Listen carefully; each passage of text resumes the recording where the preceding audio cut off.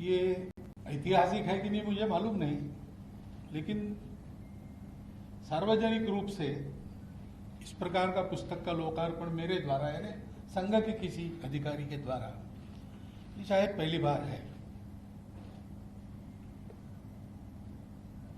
और अटकलें इसकी बहुत लगती है, लग रही है, ऐसा पता चला। इसलिए मैं भाषण के प्रारंभ में ही उन सबको शांत कर देना चाहता हूं। ये कोई इमेज मेक ओवर का एक्सरसाइज नहीं है। पहली बात, संघ क्या है 90 वर्षों से पता है लोगों को, वही संघ है। और संघ को इमेज की कभी परवाह रही नहीं, क्योंकि हमको बाकी कुछ करना नहीं है, सबको जोड़ना है, अच्छा काम करना है, तो रूप बदल के जाने की जरूरत हमको नहीं पड़ती। हम वही है और हमको अपनी इमेज के, क्योंकि हमारा संकल्प सत्य है, इरादा पक्का है, पवित्र है, किसी के विरोध में नहीं, किसी की प्रतिक्रिया में नहीं। तो दुनिया चाहे जो समझे, हम तो अपना काम करते चले जा रहे हैं। और हमको पता है, केवल भरोसा नहीं, मेरे जैसे को तो पता है कि हम जो करेंगे उससे सबका भला होगा, किसी का बुरा नहीं होगा। इसलिए यह कोई इमेज बदलने का एक्सरसाइज नहीं, ये अगले चुनावों के लिए मुसलमानों के वोट पाने का भी प्रयास नहीं है, क्योंकि हम उस राजनीति में नहीं पड़ते। वोट की राजनीति, पार्टी पॉलिटिक्स, इसमें हम लोग नहीं पड़ते। हाँ, हमारी कुछ विचार है राष्ट्र में क्या होना चाहिए नहीं होना चाहिए उसके बारे में, और अब एक ताकत बनी है तो वो ठीक हो जाए, इतनी ताकत हम जहां लगानी है चुनाव में भी लगाते हैं, के बाद जरूर है।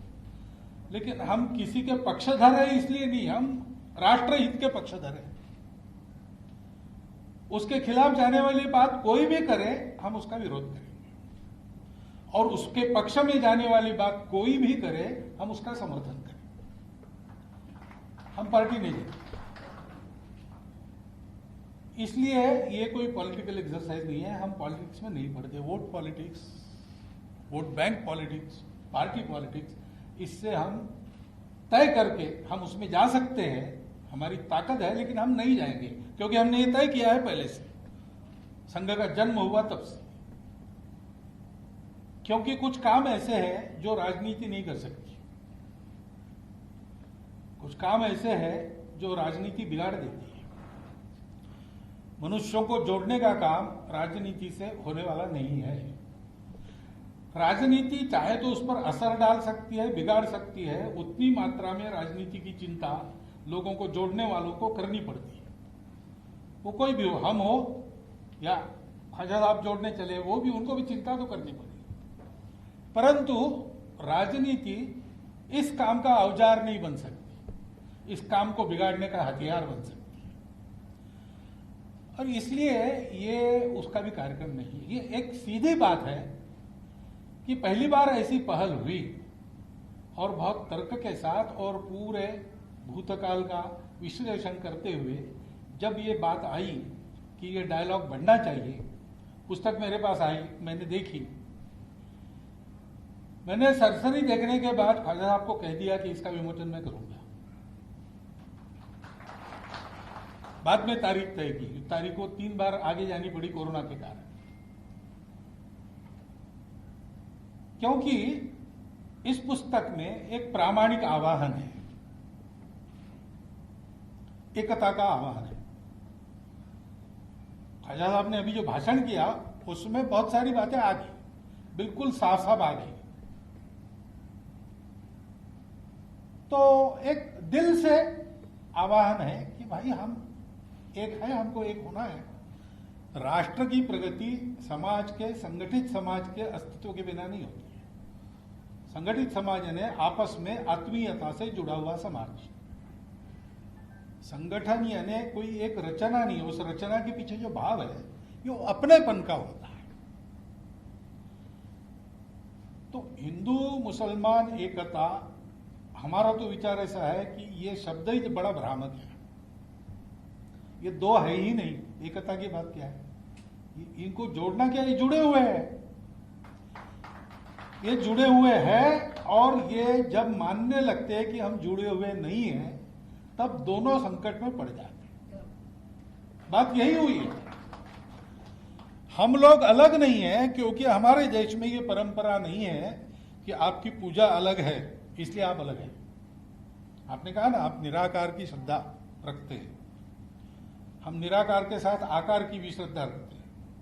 बात ऐसी है कि एक व्यक्ति के नाते मुझे मेरी श्रद्धा एक पर ही रखनी पड़ेगी, हिंदुओं में भी। अगर मैं निराकार मानता हूं तो मैं हिंदुओं के आकार भी नहीं मानूंगा, मेरे अकेले का जब तक प्रश्न। लेकिन मेरे समाज में आकार को मानने वाले लोग हैं, उनका मैं सम्मान करता हूं, उनकी श्रद्धा का आदर करता हूं। उनकी श्रद्धा का आदर करने से मेरी भक्ति पे कोई गड़बड़ नहीं होती। मैंने कहानी सुनी, किस्सा ही है वो, लेकिन सुना है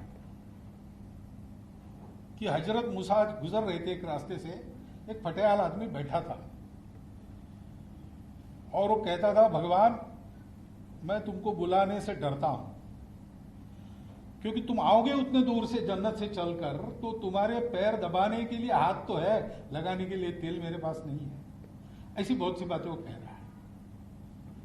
तो हजरत मूसा गुस्सा हो गए क्योंकि वो भी निराकार की पूजा। तो उन्होंने कहा तू पागल हो गया, तो भगवान ऐसे थोड़ी आता है, कुछ भी अपने मन से और उस सारे इसको तुम कलंकित कर रहे हो, पागल जैसी बातें कर रहा हो, चुप बैठो। तो उनके दिल में भगवान की आवाज उतरी और उसने कहा कि उसको जो कहना है कि तुम्हारा ठीक है, तुम समझते हो ना, वो अपनी समझ से कह रहा है, उसका दिल दुखा के तुम मेरी हस्ती को कलंकित कर रहे हो। इस अर्थ की कहानी मैंने पढ़ी। भारत में ये मानते हैं, हम ये करते आए हैं। इतने देवी देवता है और इतने आ रहे नए नए, पुराने विस्मृत होते चले जा रहे हैं। अब वो रुद्र और इंद्र इनकी पूजा कहीं होती नहीं, अब नए नए आ रहे। ठीक है, जाकी रहे भावना जैसी, प्रभु मुहूर्त तीन देवी देखी तैसी। इसमें झगड़ा करने की बात कौन सी है भाई? हम लोग एक है और हमारी एकता का आधार है, पहली बात है हमारी मातृभूमि। केवल हम इस पर रहते हैं, इस पर जन्मे इसलिए नहीं है, लेकिन ये मातृभूमि हमको हमारा ये स्वभाव देती है। सुजल सुफल मलयज शीतल ये रही है परंपरा से, और इसलिए यहां कभी झगड़ा करने की जरूरत नहीं पड़ी। इतना भरपूर ये देती है कि बिना झगड़ा किए हम साथ में रह सकते हैं। ये पुरानी बात थी, आज भी इसकी शक्ति यह है, हम उसका उपयोग नहीं कर रहे। लेकिन आज की हमारी पूरी जनसंख्या को ये भूमि आराम से पाल सकती है। भविष्य में खतरा है, उसको समझ के ठीक करना पड़ेगा, लेकिन अभी भी स्थिति यह है कि यह भूमि हमें पाल सकती है। और इसलिए हमको बाहर जाना नहीं पड़ा। और इसका भूगोल ऐसा है कि पुराने जमाने में बाहर से किसी का आना मुश्किल है, और आ गए कोई तो आओ भाई, रह जाओ तुम भी, ऐसा हमको रहना पड़ा। तो हमको ये कभी कल्पना नहीं है कि कोई दूसरा है, हमसे अलग है। भाषा तो वो भी पहले से अलग अलग है। यानी अथर्ववेद उसमें रुचा है, जन्म बिभ्रति बहुधा विवाचसम नाना धर्माणम पृथ्वी में यथोकसम। अनेक भाषाओं के बोलने वाले, अनेक धर्मों के मानने वाले। कोई आज की भाषा नहीं है हमारी। उपनिषदों में कथा है कि एक ज्ञानी व्यक्ति थे, उसके पास 5 लोग गए। एक पृथ्वी की पूजा करता था, एक अग्नि की, एक वायु की। पूछने के लिए गए कि किसका सा है। तो उसने पूछा आप किसकी पूजा करते हो? उसने कहा अग्नि की। हाँ, इसीलिए तुम्हारा सब कुछ ठीक कर रहा है, तुम्हारा कल्याण है, तुम्हारे घर में समृद्धि है। दूसरे को पूछा तो वायु। हाँ, इसीलिए तुम्हारा कल्याण हो रहा है। तुम्हारे सबको यही कहा उसने। फिर से ये कंफ्यूज हो गए, सही किसका है? हंसकर उसने कहा कि देखो भाई, तुम अपनी अपनी भावना से जिसकी पूजा करते हो वो एक अंश है। वास्तव में जिस पूर्ण के ये अंग है, इनके द्वारा तुमको उसको देखना चाहिए। उसको नहीं देखते, इसलिए दूसरों की पूजा को लेकर तुम भ्रम में पड़ जाते हो। ये हमारा देश है, ये हमारी परंपरा है, ये हमारी तहजीब है, और ये हमारे मातृभूमि के कारण मिली है। वो पहला आधार है, और ये परंपरा दूसरा आधार है, और तीसरा आधार है ही हम समान पूर्वजों के वंशज हैं। अब ये विज्ञान से भी सिद्ध हो चुका है। 40,000 साल पूर्व से हम भारत के सब लोगों का डीएनए, सब लोगों का निरपवाह डीएनए समान है। इस आधार पर आरूढ़ होकर हम जब विचार करते हैं तो मन में अपनापन आता ही है। उस अपनेपन के आधार पर एकता होती है, राजनीति के आधार पर नहीं होती। और संघ पहले से ऐसा मानता है। खिलाफत आंदोलन के बाद हिंदुत्व का शब्द वगैरह इतिहास बिल्कुल ठीक बताया। संघ की विचार प्रक्रिया कैसी चली। डॉक्टर हेडगेवार साहब ने कहा कि देखो भाई, हिंदू अपनी दुर्वस्था के लिए अंग्रेजों को, मुसलमानों को दोषी मान रहा है, ये गलत बात है। हाँ, कुछ इतिहास में उपद्रव हुए, उसके कारण नुकसान हुए, बात ठीक है। आज भी हम कह सकते हैं ऐसे उपद्रव हुए, हम दोनों एक दूसरे के बारे में ये कह सकते हैं। लेकिन डॉक्टर हेडगेवार ने कहा कि तुम अपने देश में थे, तुम अपने देश के मालिक थे, तुम्हारी संख्या इतनी है, तुम्हारे पास इतने उच्च विचार है, फिर भी अपने घर में तुम्हारी हालत ये हुई, तुम दूसरों को कैसे दोष लगा सकते हो? तुम में कुछ कमी होगी, उसको सुधारो। संघ का विचार ये है। ये जो संघ के बारे में अपने देश के तथाकथित अल्पसंख्यकों को, तथाकथित में इसलिए कह रहा हूं कि वो एक ही समाज के, हमारे ही समाज के, हमारे अपने भाई हैं, ये वास्तविकता है।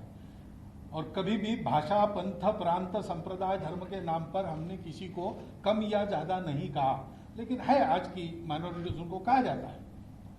लेकिन इन सब लोगों सहित हमारा जो एक समाज है, वो हिंदुओं के देश में हिंदुओं की हालत ये हो गई, इसके कारण ये नहीं है।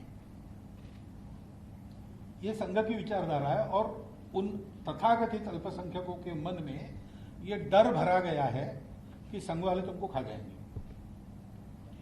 दूसरा एक डर लगता है कि हिंदू मेजॉरिटी देश में आप रहोगे तो आपका इस्लाम चला जाएगा, ये भी बताया जाता है। अन्य किसी देश में ऐसा होता होगा, मेजॉरिटी माइनॉरिटी होगा, हमारे यहां ऐसा नहीं है। हमारे यहां जो जो आया है वो आज भी मौजूद है, किसी भी कारण आया हो, लेकिन आया है और रहा है तो मौजूद है। और इस भूमि की परंपरा, यहां के समाज का स्वभाव, और इस कारण उसने बनाया संविधान भी उनके यहां के अस्तित्व की गारंटी देता है। क्योंकि समाज वैसे मानता है आज भी। कुछ ज्यादतियां अगर होती है मेजॉरिटी की ओर से माइनॉरिटी की ओर, तो मेजॉरिटी से ही उन आतताइयों का विरोध होता है। मैं बहुत आग बबूला होकर भाषण करके हिंदुओं में पॉपुलर तो हो सकता हूं, लेकिन हिंदू मेरा साथ नहीं देगा कभी, क्योंकि वो आततायित्व पर चलने वाला नहीं है। वो जानता है कितना भी अलग है और अपना शत्रु भी है तो भी उसका जीव है तो उसको जीने का हक है। तो लड़ाई भी होती है, और लड़ाई में हारने के बाद वो माफ करो कहता है तो उसको शरण देना है। ये परंपरा है। और इसलिए ये डर छोड़कर, मैंने दिल्ली के भाषण में भी कहा था, वहां मैंने कहा कि अगर हिंदू कहते कि यहां एक भी मुसलमान नहीं रहना चाहिए तो हिंदू हिंदू नहीं रहेगा, तो इसलिए कहा था। और ये मैंने संघ में पहली बार नहीं कहा है, ये डॉक्टर साहब के समय से हमारी चलती आई हुई विचारधारा है। हर बात को बोलने का वक्त होता है तो उन्होंने दूसरों शब्दों में कहा, गुरुजी ने और शब्दों में कहा, बाला साहब ने कहा, ये चलते आया है। और संघ छोटा था तब उसकी बात सुनी नहीं गई। आज संघ इतना बड़ा है कि संघ के शीर्ष पर मुझे रखा गया है, इसलिए मैं बोलता हूं तो सारी दुनिया सुनती है। ये विचार मेरा नहीं है, ये विचार संघ की विचारधारा का अंग है, क्योंकि हिंदुस्तान एक राष्ट्र है। यहां हम सब लोग हैं, सबके अलग अलग इतिहास भी होंगे, पृष्ठभूमि के होंगे, लेकिन पूर्वज सबके समान है। स्वार्थ अलग अलग होंगे लेकिन समाज एक है। स्वार्थों पर एकता होती नहीं, सौदे पर एकता होती नहीं। एकता इस एकत्व के आधार को अपने मन में पक्का बिठाने से होती है। इश्यूज है उस पर मत आपके अलग अलग हो सकते हैं। प्रजातंत्र में व्यवस्था है, उनकी अभिव्यक्ति कर सकते हैं, उनके लिए संघर्ष कर सकते हैं, विजय पा सकते हैं, कोर्ट में जा सकते, सब कर सकते हैं। लेकिन एकाधे मामले में आपका मेरा मत अलग है और परस्पर विरोधी है, इसलिए हमारा समाज नहीं बदलता, हम एक ही समाज के हैं। इस बात को पक्का समझ के हमको चलना चाहिए। पहल अनेक बार हुई अपने देश के इतिहास में। अब लोगों को पता चले इस ढंग से इस्लाम भारत में आया, वो आक्रामकों के साथ आया। इतिहास का आपका भी कोई इलाज नहीं, मेरा भी इलाज नहीं। जिस दिन ऐसा हुआ उस दिन से हिंदू और जो नहीं हिंदू ऐसा यानी मुसलमान, उनको जोड़ने का उस दिन से प्रयास चला है। आप गुरु नानक देव जी की वाणी देखिए, उसमें कितनी बातें ऐसी हैं, हर संत की है। छत्रपति शिवाजी महाराज के समकालीन तुकाराम महाराज और रामदास स्वामी दोनों के अभंग है। अभंग में वो कहते हैं कि तुम अल्लाह अल्लाह कर रहे हो, तुमको अल्लाह क्या है मालूम नहीं है, वो हमको मालूम है, कोई अलग नहीं है, क्यों झगड़ा करते हो। इस प्रकार के अभंग है। ये सतत प्रयास रहा है, लेकिन क्यों नहीं हुआ आज तक। मेरा विश्लेषण ऐसा है कि ये राजनीति के द्वारा नहीं हो सकता, ये सत्ता के द्वारा नहीं हो सकता। ये तो हम समाज के समझदार लोगों को हौसले के साथ लंबे प्रयास करने के बाद होगा, क्योंकि जो इतिहास दुर्भाग्य से घटा है वो लंबा है, जख्म हुए हैं, उसकी प्रतिक्रिया तीव्र है। सब लोगों को समझदार बनाने के लिए समय लगता है, लेकिन जिनको समझ में आता है उनको डटे रहना चाहिए, उनको आवाज बुलंद करनी चाहिए। इसके खिलाफ अगर इस सारी एकता को बाधा लाने वाली, देश के हित को बाधा लाने वाली बातें होती है, तो हिंदू के विरुद्ध हिंदू खड़ा होता है। लेकिन ऐसा हमको पता नहीं, मैं इतना ही कहता हूं कि ऐसी कोई बात हो गई तो मुस्लिम समाज का समझदार नेतृत्व ऐसे आतताई कृत्यों का निषेध कर रहा है, करता होगा अंदर, मुझे पता नहीं, बाहर नहीं आता है। यह भी एक प्रचार का ही खेल है। जैसे आपको संघ के बारे में और ये जो बताया गया, आप आएंगे अंदर तो आपको दिखेगा कि गलत है। वैसे हो सकता है कि हमको भी कई बातें जो पता चलती है वो गलत हो, लेकिन दिखता तो है। तो इसलिए हम समझदार लोगों को डट के बातें करनी पड़ेगी। तो दिल्ली के भाषण में मैंने जो कहा, मुझे पता था, उसके बाद संसद भी कहेंगे कि ये आप कहां से कह रहे हैं, लेकिन है बंच ऑफ थॉट्स में है ये सारी बातें। और संसद के ये जानता है कि हम हिंदू संगठन है, हिंदुओं को शक्तिशाली बनाना चाहते हैं, लेकिन हमारी दृष्टि जो है वो हिंदू की दृष्टि है ना, वसुधैव कुटुंबकम है। तो हमारे देश के अपने लोगों को तो जो आपने कहा सॉल्यूशन तो वही है। डिस्कॉर्ड ये कभी सॉल्यूशन नहीं हो सकता, डायलॉग यही सॉल्यूशन हो सकता है। कभी भी संघर्ष से होता नहीं, नुकसान ही होता है। तो कभी ना कभी एक दूसरे को समझकर मिलकर अपने देश को बड़ा बनाने के लिए सबको साथ चलना ही है। ये बात अनेक बार हुई, लेकिन कई बार डायलॉग का एक अर्थ ऐसा भी है, ऐसा मैंने सुना, सही है कि गलत है मुझे मालूम नहीं, लेकिन सही है तो बड़ी भयंकर बात है। चर्च के पैराडाइम से ये डायलॉग शब्द आया, ऐसा कहते हैं। तो उसमें ऐसा है कि लोगों को कन्वर्ट करने के लिए तैयारी करने का समय मिले, इसलिए बातों में उलझा के रखना, ये भी एक अर्थ होता है उसका। ऐसे भी किसी ने उपयोग किया होगा तो पता नहीं, लेकिन डायलॉग करने के पीछे स्वार्थ नहीं चाहिए। हमको कुछ पाना नहीं है, हमको कुछ पाना नहीं है। ये देश अपना है, ये समाज अपना है, उसके भलाई के लिए ये करना आवश्यक है। कोई माने ना माने, हमको करना है। हमारा क्या होगा हमको परवाह नहीं। हमारा कुछ भी हो जाए, हमारे समाज का तो भला ही होगा। इस ढंग से खड़ा रहना पड़ेगा। एकता की आधार भूमि अपनी मातृभूमि, अपनी ये परंपरा संस्कृति और हमारे समान पूर्वज, उनका गौरव। बाकी हमारे यहां सब स्वतंत्रता है, कुछ नहीं बदलना पड़ता है। सब मत पंथ हमारे यहां, रामकृष्ण परमहंस जैसे संत, उन्होंने प्रत्यक्ष उपासना करके ये देख लिया है। इस्लाम की भी उपासना उन्होंने की और अंतिम परिणति देख ली प्रत्येक पंथ संप्रदाय की, और कहा कि जो तो मत तो पथ, रास्ते अलग अलग है, मंजिल एक ही है। ये सत्य है, यानी ये हमारे देश का विचार है, हमारी परंपरा है, हमारा सौभाग्य है। लेकिन ये कहीं भी जाकर आप उसका परिशीलन करो, प्रत्यक्ष अनुभूति करो, मन और बुद्धि के परे जाकर अनुभव करो, तो आपको ये पता चलेगा। आज भी इसको बताने वाले हैं। आज भी ऐसे अनेक उदाहरण हैं कि मुस्लिम फकीरों के शिष्य अच्छे अच्छे हिंदू है, पहुंचे हुए फकीरों के,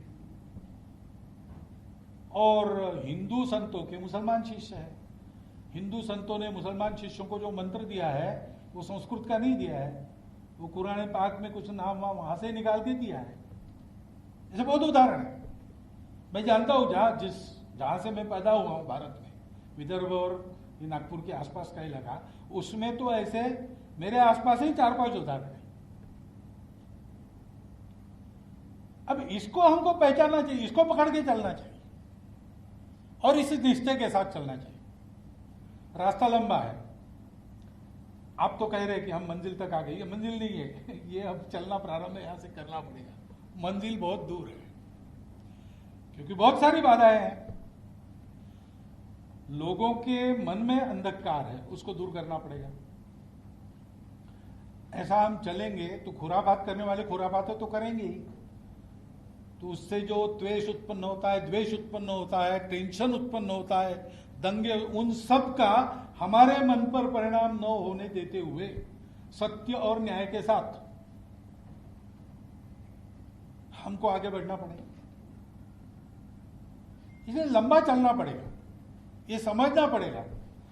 आपका वो जो प्रामाणिक आह्वान है उसकी मैं दाद देता हूं। आपने जो 2 बातें कही है मैं मानता हूं उसको, संघ उसको मानता है, इसलिए मैं भी मानता, मैं संघ की पठड़ी में तैयार हूं। संघ मानता है उसको, किसी की पूजा उसका अपना सवाल है, और हर एक मनुष्य की इसके अंदर क्षमता अलग अलग दी है, तो उस प्रकार वो जानता है। प्रामाणिक प्रयास करेगा, एक दिन पहुंचेगा वहां। अनेक रास्ते हैं, उसको लेके किसी की श्रद्धा को हम भंग नहीं कर सकते, करना नहीं चाहिए। करेंगे तो वो पाप होगा, पाप का प्रायश्चित कभी ना कभी करना पड़ेगा, ये पक्का है। परंतु ऐसा एक दूसरे को समझकर हमको सच्चाई और न्याय के साथ खड़ा रहना पड़ेगा, देश की एकता अखंडता के साथ खड़ा रहना पड़ेगा। ये देश हमारा है, ये समाज हमारा है। मत के नाते हो सकता है हमारा कोई मत हो, हमारा कोई धर्म हो, हमारी कोई पूजा हो, ठीक है, उसका अनादर इस देश में कभी नहीं होगा। उसके अनादर का प्रचलन जो डालने जाएगा उसको बाहर जाना पड़ेगा कभी न कभी, ये पक्की बात है। और इसलिए हिंदुओं के मन में ये जो इतिहास हुआ है, लड़ाइयां हुई, बाद में सब ठीक होने लगा, तो बीच बीच में कट्टरपंथी आते गए और उल्टा चक्का घुमाते रहे। ऐसे ही खिलाफत के समय हुआ, उसके कारण पाकिस्तान हुआ। स्वतंत्रता के बाद भी राजनीति के तहत आपको ये बताया जाता है तुम अलग हो, तुम अपनी अलग पहचान छोड़ दोगे। पहचान छोड़ने की जरूरत नहीं है भाई, पहनावा वगैरह सारी बातें यहाँ सबकी अलग अलग है, पहले से है, यहाँ मुसलमानों के आने के पहले से है। इसलिए वो सब ठीक रखकर भी हम इस समाज के अंग हो ही सकते, और कहीं नहीं हो सकते, यहां हो सकते।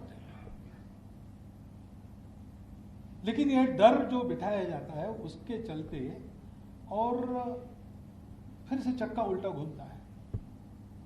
उस चक्कर से बचना और बचाना ये हमको करना पड़ेगा। हम है अलग अलग, हमारी तहजीब है, ये है, परस्पर विरोधी भी है। ये आर्य समाजी सगुण अवतारों को नहीं मानते, टीका भी है। सत्यार्थ प्रकाश में हिंदू देवी देवताओं पर टीका है, चाबुक लगे है। लेकिन हिंदू समाज ने उसको कैसे लिया, ये एक शास्त्रार्थ है भाई, बौद्धिक विश्लेषण है। अब पढ़ो उसको, प्रैक्टिस करके देखो, जो अनुभव आता है वैसे मानो। तो आर्य समाजी भी है और मंदिर वाले भी हैं, सब प्रकार के लोग हैं। जैसे ये साथ चलते हैं वैसे हमारे ही भारत माता के पुत्र, हमारे ही संस्कृति के विरासतदार और हमारे ही पूर्वजों के वंशज, खून के अपने भाई मुसलमान साथ क्यों नहीं चल सकते भाई? वो कैसे अलग हो गए? लेकिन इन सब पृष्ठभूमियों के कारण एक अलगाव और अविश्वास पैदा हुआ है। उसकी दूरी हमको पाटते समय समाज के मन से ये सारा हटाना पड़ेगा। और हटाने का मतलब छिपाना नहीं होता है। जो आपने कहा, खरी खरी बात को जैसा है वैसा समझना। इसलिए हम कहते हैं कि हिंदुस्तान हिंदू राष्ट्र है, गौ माता पूज्य है, लेकिन लिंचिंग करने वाले ये हिंदुत्व के खिलाफ जा रहे हैं, वो आतताई है। कानून के जरिए उनका निपटारा होना चाहिए, क्योंकि ऐसे केसेस बनाए भी जाते हैं तो बोल नहीं सकते आजकल कहाँ सही है कहाँ गलत है। लेकिन कानून को अपना काम करना चाहिए, तहकीकात करनी चाहिए ठीक से, बिना पार्शियलिटी किए सबका न्याय करना चाहिए और दोषी को सजा होनी चाहिए। हमको उसमें कोई गम नहीं। सर मैं कहता हूं सार्वजनिक भाषणों में मैंने कहा स्वयं, ये अगर हम करने लगेंगे तो बहुत अच्छी बात होगी। एक बात बिल्कुल सही है आपकी कि आज अगर संघ के नाते हम कोई बात कहते हैं, अब ये बात मैं कह रहा हूं, तो इसकी हिंदू समाज में तो बहुत बड़ी चर्चा होगी।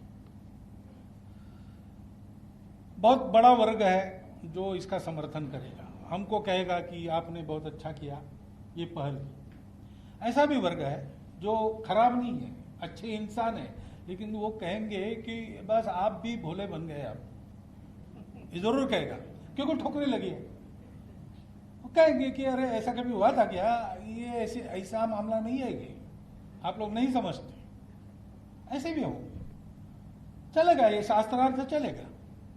लेकिन एक बात है कि हिंदू समाज की भावना संघ बोलता है, आज स्थिति है, क्योंकि नीचे तक हमारे स्वयंसेवक है, समाज क्या सोचता है क्या नहीं हमारे पास आता है, हम उसके अनुसार बताते हैं। उसके अनुसार मैं बता रहा हूं, हिंदू समाज अपने परंपरा, प्रकृति, बुद्धि, मन के अनुसार चाहता तो है, लेकिन करने की हिम्मत उसकी इसलिए नहीं होती कि ये सब बीच में है। उसकी हिम्मत बढ़ाने के लिए उसका आत्मविश्वास, उसका आत्म सामर्थ्य बढ़ाने का काम संघ कर रहा है। संघ हिंदू संगठन करता है, इसका मतलब बाकी लोगों को पीटने के लिए नहीं है। वो संघ हिंदू समाज का आत्मविश्वास बने। एक ने पूछा कि आप क्या करने जा रहे हैं, बोला क्या होगा इससे, बोले इससे तो हिंदू समाज दुर्बल होगा। मैंने बोला कमाल है, एक माइनॉरिटी समाज है मुसलमान नाम का, मैं इस पुस्तक का उद्घाटन कर रहा हूं, उसमें कोई डरता नहीं, क्या होगा, और तुम मेजॉरिटी समाज के होगे, डरते हो, क्या होगा। अब ये ऐसा व्यक्ति एकता नहीं कर सकता जो डरता है।